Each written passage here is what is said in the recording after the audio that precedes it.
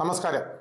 News lobby T വിയിലേക്ക് എല്ലാ മാന്യ പ്രേക്ഷകർക്കും സ്വാഗതം. പരസ്പരം കനത്ത ആക്രമണങ്ങൾ തുടരുന്നതിനിടെ ഇറാൻ അമേരിക്ക സംഘർഷം കൂടുതൽ രൂക്ഷമാകുന്നു. ബുഷഹർ ഉൾപ്പെടെയുള്ള ആണവ കേന്ദ്രങ്ങൾ ആക്രമിക്കുന്നത് ഗുരുതര പ്രത്യാഘാതങ്ങൾക്ക് വഴിവെക്കുമെന്നും അത്തരം നീക്കങ്ങൾ ഉടൻ അവസാനിപ്പിക്കണമെന്നും റഷ്യ അമേരിക്കയ്ക്ക് മുന്നറിയിപ്പ് നൽകി. ഇറാനിലേക്ക് അമേരിക്ക ആദ്യമായി കരയിലും കടലിലും സൂയിസൈഡ് ഡ്രോണുകൾ പ്രയോഗിച്ചതായി അമേരിക്കൻ സെൻട്രൽ കമാൻഡ് സ്ഥിരീകരിച്ചു. പോർ വിമാനങ്ങൾക്കും യുദ്ധക്കപ്പലുകൾക്കും പുറമെ ഡ്രോണുകളും ഉപയോഗിച്ച ഖേഷം, സിരിക്, ജസക്, ബന്ദർ അബ്ബാസ് എന്നിവിടങ്ങളിലെ ആയുധശേഖരങ്ങൾ, സ്പീഡ് ബോട്ടുകൾ, റഡാർ സംവിധാനങ്ങൾ എന്നിവ ലക്ഷ്യമിട്ടാണ് ആക്രമണം നടത്തിയതെന്ന് അമേരിക്ക അറിയിക്കുകയും ചെയ്യുന്നു.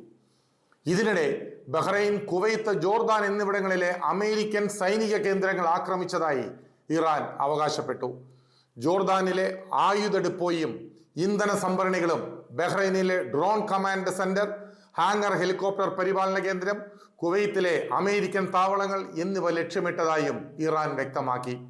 ബന്ദർ അബ്ബാസിൽ അമേരിക്കയുടെ ലുക്കസ് ഡ്രോൺ തകർത്തതായും അവകാശപ്പെട്ടു. കുവൈത്തിലെ അമേരിക്കയുടെ ഹിമാർസ് മിസൈൽ താവളം പൂർണ്ണമായും തകർത്തുവന്ന ഇറാന്റെ അവകാശവാദത്തിനിടെ 3 അമേരിക്കൻ സൈനികർ കൊല്ലപ്പെട്ടെന്ന പ്രചരണം അമേരിക്കൻ സെൻട്രൽ കമാൻഡ് നിഷേധിക്കുകയും ചെയ്തിട്ടുണ്ട്.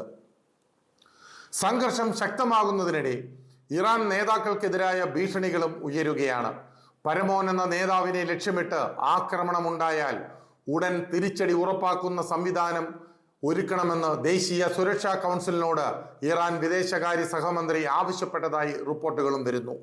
ഹോർമൂസ് കടലിടുക്ക് തുറക്കാൻ അമേരിക്ക പിന്മാറുകയല്ലാതെ മറ്റു മാർഗമില്ലെന്നും അമേരിക്കൻ നടപടികൾ തുടർന്നാൽ ആഗോള എണ്ണവാതക വിപണിയിൽ ഗുരുതര പ്രത്യാഘാതങ്ങൾ ഉണ്ടാകുമെന്നും ഇറാൻ മുന്നറിയിപ്പ് നൽകുന്നു.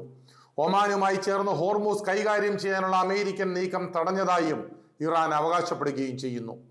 ബുഷഹർ ആണവ നിലയത്തിന് സമീപം ആക്രമണം നടന്ന പശ്ചാത്തലത്തിലാണ് റഷ്യയുടെ മുന്നറിയിപ്പ്. അത്തരം ആക്രമണങ്ങളുടെ പ്രത്യാഘാതം ഇറാനിൽ മാത്രം ഒതുങ്ങില്ലെന്നും ഹോർമൂസ് തുറക്കാൻ നിശ്ചയിച്ചിരുന്ന 1 മാസത്തെ സമയം പോലും അമേരിക്ക അനുവദിച്ചില്ലെന്നും റഷ്യ കുറ്റപ്പെടുത്തി.